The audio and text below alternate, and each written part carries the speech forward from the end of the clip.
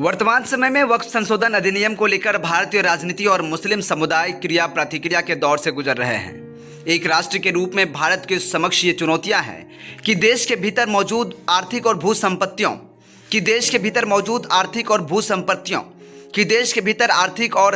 परिसंपत्तियों के मालिकाना हक, उनकी खरीद फरोख्त, लीज के विधान इत्यादि से संबंधित प्रक्रियाएं पारदर्शी हों और यदि इनमें किसी भी प्रकार का कोई वाद विवाद हो तो संविधान सम्मत तरीके से कानून बनाकर या कानूनों में संशोधन करके उसका निपटारा किया जाए। लेकिन ये मुद्दे तब जटिल हो जाते हैं जब इन विषयों के साथ धार्मिक आकांक्षाएं जुड़ जाती हैं। गौरतलब है कि वक्फ एक अरबी शब्द है जिसका अर्थ होता है खुदा के नाम पर अर्पित वस्तु या संपत्ति, चाहे वह चल हो या अचल, मूर्त या अमूर्त।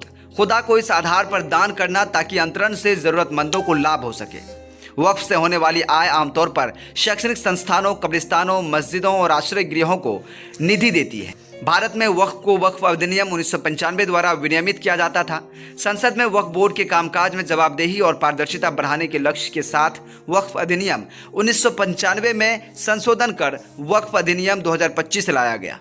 दिलचस्प बात यह है कि संशोधनों का गहन विश्लेषण बताता है कि इन परिवर्तनों का उद्देश्य किसी धार्मिक समुदाय को लक्षित करना नहीं, बल्कि वक्फ बोर्डों के भीतर जवाबदेही को सुव्यवस्थित और सुनिश्चित करना है।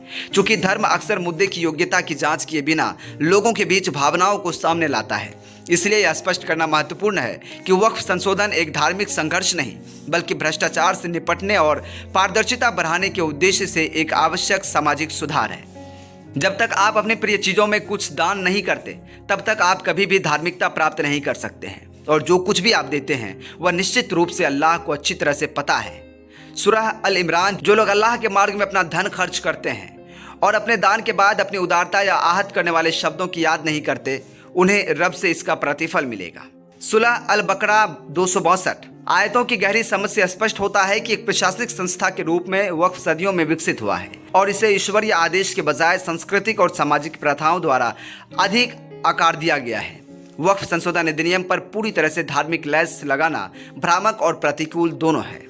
वक्फ संशोधन अधिनियम का उद्देश्य मौजूदा वक्फ अधिनियम में संरचनात्मक खामियों को दूर करना है, जैसे किसी भी भूमि को वक्फ संपत्ति घोषित करने से पहले गहन और पारदर्शी सत्यापन प्रक्रिया सुनिश्चित करके संपत्तियों का सत्यापन करना, विवादित संपत्तियों में न्यायिक हस्तक्षेप की अनुमति देकर न्यायिक निगरानी, निष्पक्ष सुनवाई और समाधान सुनिश्चित करना, महिलाओं और विविध पृष्ठभूमि के व्यक्तियों को अनिवार्य रूप से शामिल करने सहित बोर्डों में प्रतिनिधित्व बढ़ाकर वक्फ बोर्ड का पुनर्गठन करना और सत्ता के दुरुपयोग से बचने के लिए वक्फ बोर्ड को अनियंत्रित अधिकार प्रदान करने वाले कुछ खंडों को निरस्त करके मनमानी शक्तियों पर अंकुश लगाना। वक्फ संशोधन अधिनियम को धार्मिक विवाद के रूप में प्रस्तुत करना न केवल जवाबदेही के मूल मुद्दे को पटरी से उतारता है, बल्कि अनावश्यक सांप्रदायिक दरार भी पैदा करता है। मुल्क के अलग अलग हिस्सों से वक्फ बोर्ड से जुड़ी लगातार आ रही भ्रष्टाचार, कदाचार, अतिक्रमण और अपारदर्शिता की घटनाएं यह मांग करती है कि बदलते समय के अनुसार युक्ति युक्त बदलाव इस संस्था के वैधानिक स्वरूप में आना चाहिए।